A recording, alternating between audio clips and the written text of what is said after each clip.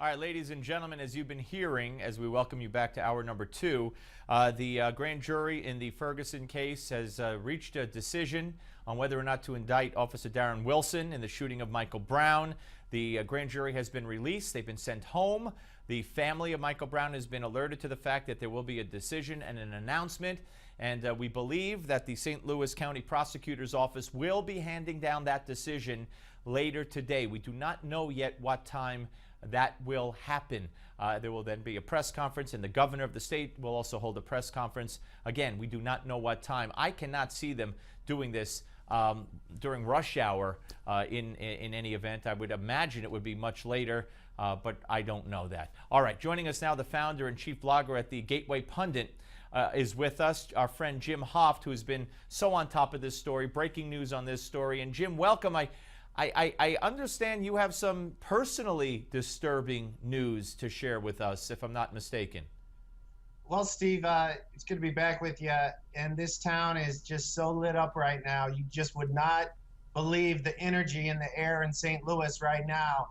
People have been waiting for this for weeks, this decision to be announced, and it looks like it's going to be later on today. I've heard two times, 5:30 p.m. Central Time and 7 p.m. Central Time, so I'm not sure which time. Yet I also heard that Governor Nixon will be meeting with church leaders at 4 p.m. for some sort of a press briefing then too. So there's a lot going on. As far as personally, I've been reporting, as you know, extensively on this case and on the characters in the case and on the families. And I am pretty much, I've been on Darren Wilson's side a lot on this, just from the facts that I've seen. And so some of these protesters have threatened actually someone who works with me and harassed him and told him, why are you working with this guy? You shouldn't be working with him. So there's been some harassment here. Also, I was telling your producer that the protesters last night weren't far. They were not that far from my home, and they vandalized some landmarks here in St. Louis last night. Have you received direct threats? Have the protesters, do you think they know where you live? Have they been outside your home? Have they threatened you or vandalized any of your property? Not yet. They have. They do know where I live. I know that because they posted it online. That is a fact, but I haven't been, physically threatened yet. Steve, I've been blogging for years at the Gateway Pundit. People around St. Louis know who I am. So I go to certain protests. At least I had in the past, some of these, lefty protests, and people have pointed me out there and harassed me before. So, it just comes with being a conservative reporter, as you know. All right, but Jim, are you afraid? In other words, when this verdict is announced, if there's no indictment, are you afraid for your safety in your own home? You know what, Steve? I'm not right now. I am prepared. I'll just say that. But I got to tell you, even the little housewives out, in the county, in the areas that are, the suburbs west of St. Louis, they're concerned. I mean, the whole city, I've heard some estimate that there's about 2 million people around St. Louis, East St. Louis, Alton, Illinois, in this area, and out west to Wentzville.